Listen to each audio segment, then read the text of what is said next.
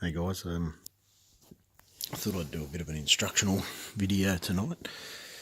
I've been trying to search for a bit of instruction and detail online.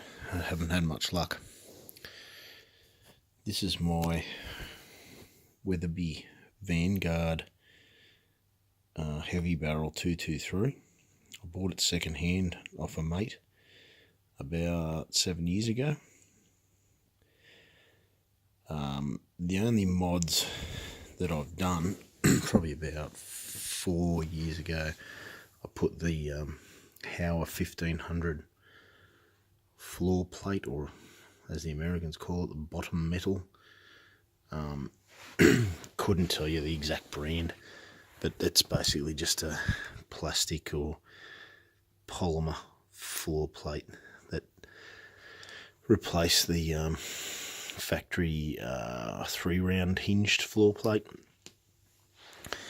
223, as you can imagine, you like to have a few rounds on you, and so this one comes with either a 5 or, in this case, I bought 2 10-round detachable box magazines.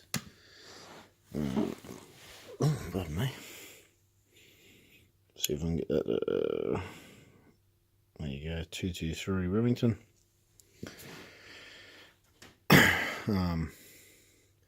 So that's it. So I've never done any more work to it. Never played with it. Shot it. Found some factory ammo that's cheap to buy, and was shooting little fingernail groups with touching rounds at 200 yards, so I left it at that. To be honest, it's not a gun I actually shoot very often. With the heavy barrel, it's not very good for putting over the shoulder and walking around in the bush with. So I've used it more for off the roof of a car or on the top of a grass hill somewhere. Most of the properties I go to doesn't really suit what I need it for. I was actually thinking about selling it, and then I thought, I'll have a bit of a play with it, and got it out on the last weekend. Having not touched it for a long time and having played with other rifles since, I found the trigger is really heavy and just feels terrible, actually, the pull and the weight of it. So with the Hauer 1500 3006, I was doing a bit of research and had a look at the trigger and the way to adjust the trigger. Now, the trigger in my Hauer is the new 2-stage HACT trigger.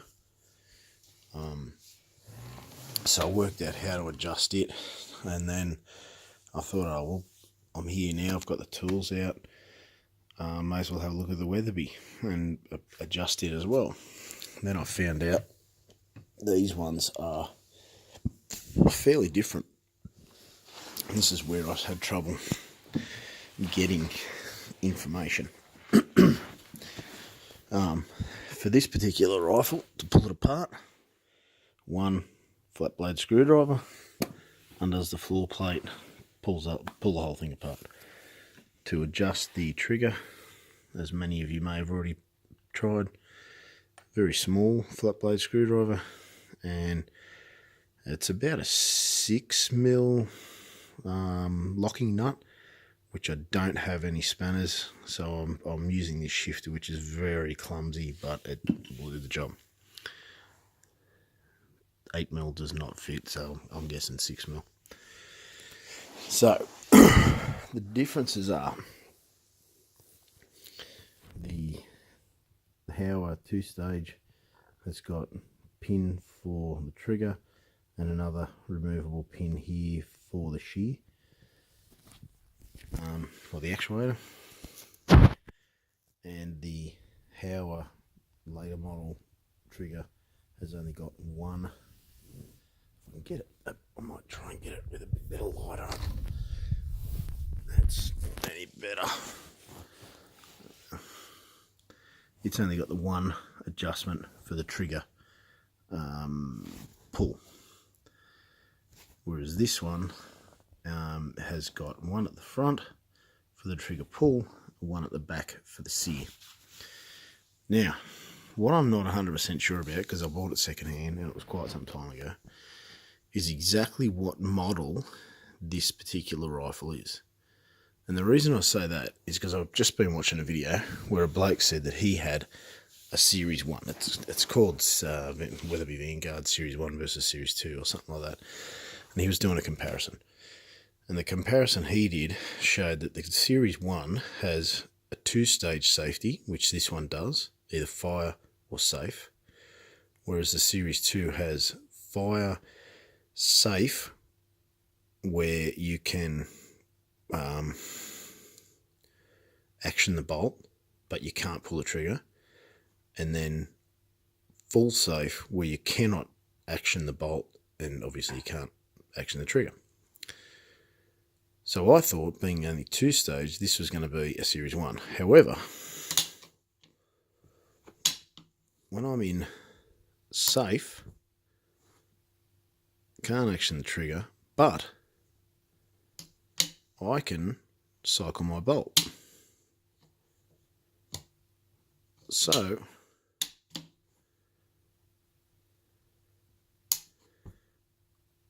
it's definitely not a 3-stage safety. It's definitely only 2-stage, but unlike his Series 1. So I'm putting it out there for you guys. Please tell me what model this one is, because I don't know. I can't seem to find the information online. But now for how to adjust these triggers. Same as the Hauer, to adjust the trigger weight, you wind this one counterclockwise or out. That relieves the pressure or the tension on the spring behind it. The more you wind that out, the lighter this gets. Vice versa,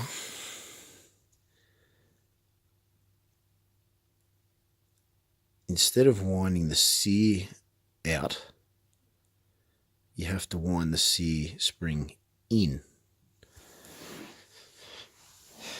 If you wind the tension off this, the amount of creep you get in the trigger increases as well. So while you lighten this up, you get a lot more trigger creep. So you have to wind this counterclockwise to reduce the tension on the trigger to lighten it up. Then you also have to wind this one clockwise, or wind it in, to reduce the trigger creep. And I'll give you an example of that in a minute, but one thing you have to do is, I would suggest, go one at a time. Take your time with it. Go very easy. Little bit. And I'll show you why. This sear adjustment gets to a point where, I'll show you now. Oh, go to fire. Okay, now, pinch me sore. Now, look where the screw is. If I adjust that, even just that much, I've now wound it beyond its maximum adjustment. And as I close the bolt, I can actually feel a difference in the way the bolt closes, the amount of load on that bolt. But it's still in fire, right? Still in fire. This will probably make a fool out of me, but I'll make another adjustment if it does. It did. Yep. Right. Just show you a little bit more.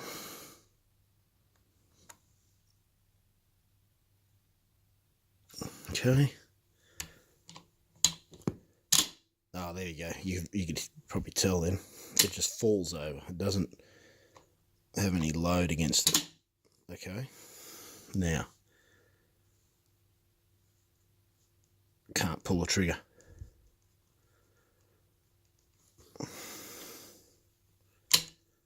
So that's why I recommend you go nice and easy. So wind it back to there. Close the bolt.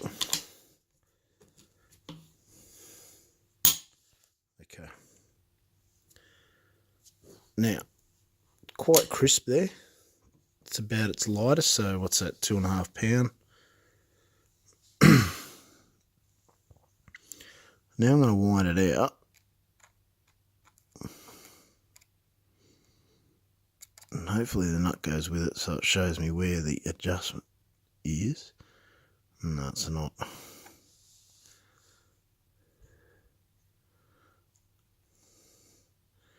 Wind that out. Probably a little bit excessive there.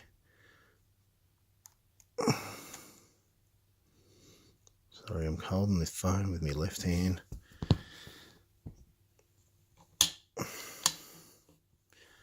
Okay, so now I can feel that movement, still moving, now it goes. So that's with the sear adjusted back out. So if we go in as far as it'll go, takes all that movement out, makes it a bit crisp, pretty crisp.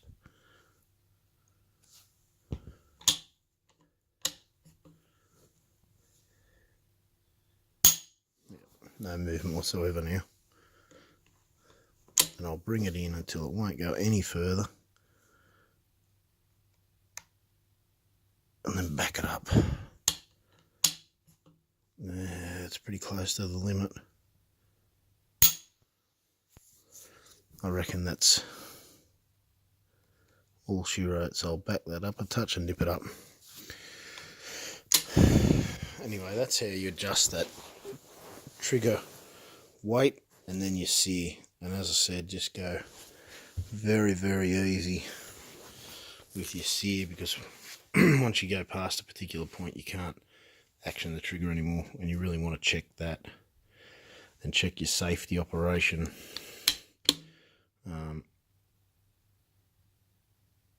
Yeah, see, there you go. I can't use that safety now. That safety won't work. Okay, so that's gone too far as well. So I'll just back that up.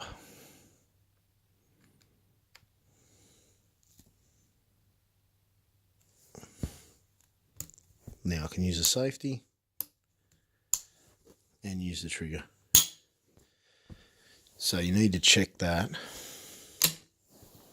before you bolt everything back together. But yeah,